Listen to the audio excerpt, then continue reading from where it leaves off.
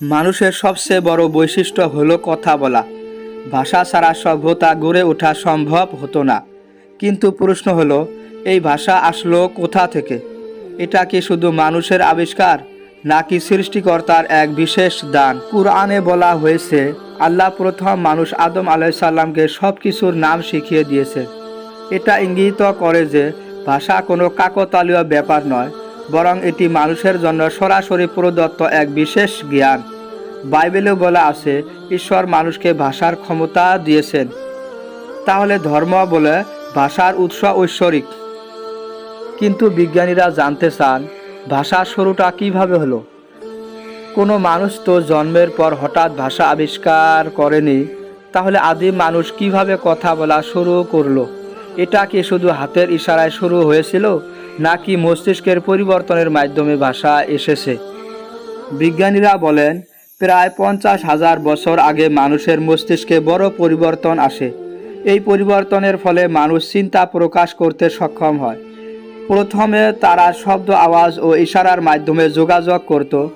ধীরে ধীরে যেসব আওয়াজ শব্দে পরিণত হয়, আর সেখান থেকেই ভাষার সূচনা। বিজ্ঞানীরা আরও একটি গুরুত্বপূর্ণ বিষয় জানায়, মানুষের গলার গঠন অন্য প্রাণীর মতো নয়। আমাদের স্বরযন্ত্র এমনভাবে তৈরি যা অসংখ্য শব্দ তৈরি করতে পারে। বানর বা অন্য প্রাণীর এত ভিন্ন ভিন্ন শব্দ করতে পারে না। তাহলে দেখা যায় মানুষের শরীরও ভাষার জন্য বিশেষভাবে তৈরি। এখানেই ধর্ম ও বিজ্ঞানের মিল পাওয়া যায়। ধর্ম বলে ভাষা সরাসরি আল্লাহর দান। বিজ্ঞান বলে মানুষের শরীর ও মস্তিষ্কে বিশেষ পরিবর্তন এসেছে।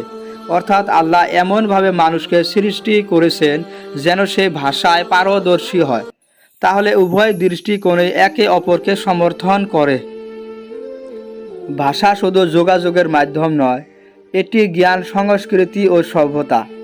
ভাষা ছাড়া কোরআন, বাইবেল ও অন্য ধর্মগ্রন্থ আমাদের কাছে পৌঁছাতো না। ভাষা ছাড়া বিজ্ঞানও টিকে থাকতো না।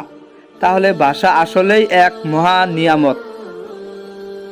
আজ আমরা দেখলাম, ধর্ম ও বিজ্ঞান ভাষার উৎস নিয়ে ভিন্ন ভিন্ন ব্যাখ্যা দিলেও মূল কথায় তারা একে অপরকে মিলিয়ে ফেলে। ভাষা এসেছে সৃষ্টিকর্তার বিশেষ পরিকল্পনায়।